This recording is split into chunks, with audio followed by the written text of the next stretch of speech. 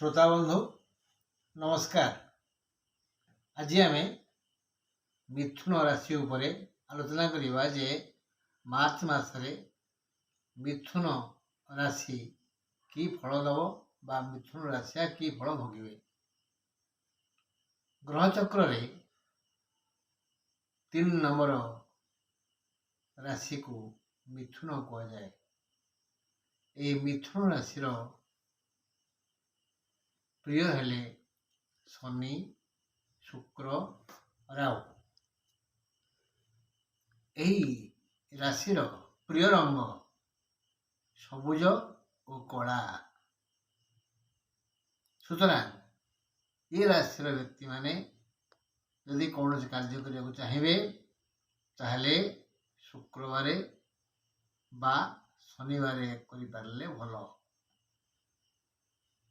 एवं गाड़ी पोशाक बेडशीट स्क्रीन सबू सबुज बा कला रंगर हेले व्यक्ति पाई शुभदायक।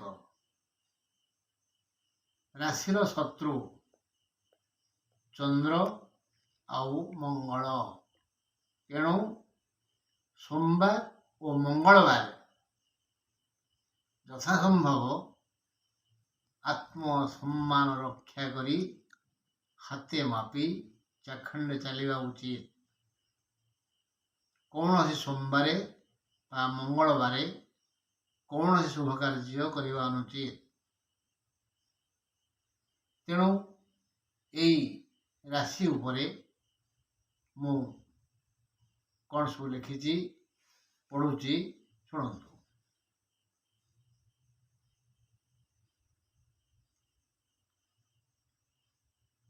चंद्र को बुध सूत्र भावे, चंद्र को बुध शत्रु भावे, एणु सोमवार और कर्कट राशि तार शत्रु। सोमवार कौन शुभ कार्य न करिवा भल। मंगल ए राशि को घृणा करे। सोमवार परी मंगलवार भी शुभ कार्य न करिवा उचित। कर्कट मेष और बिछा राशि सह संपर्क स्थायी हुएनी। सुतरां जदि तो हेई भल नई कर्कट मेष बिछा सह संपर्क व बंधुता स्थापन करने चेष्टा करंतु नहीं। मृगशिरा आराद्रा पुनर्वसु नक्षत्रत्रय यही राशि सह संपर्कित। शनि एवं अस्त, शुक्र और मंगल एवं मकर रे, रवि और शनि एवं कुंभ रे। शुक्र मंगल एवं ए राशि पाई अपकार करुछंती। रवि भी उपकार करुनी। केतु नीरव। राहु और गुरु यही राशि उपर प्रसन्न अछंती।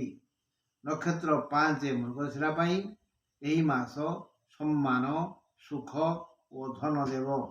नक्षत्र 6 आर्द्रा पाई ए मासरे नाना प्रकार लाभ हेबो। सम्मान और सुख ही मिलिबो।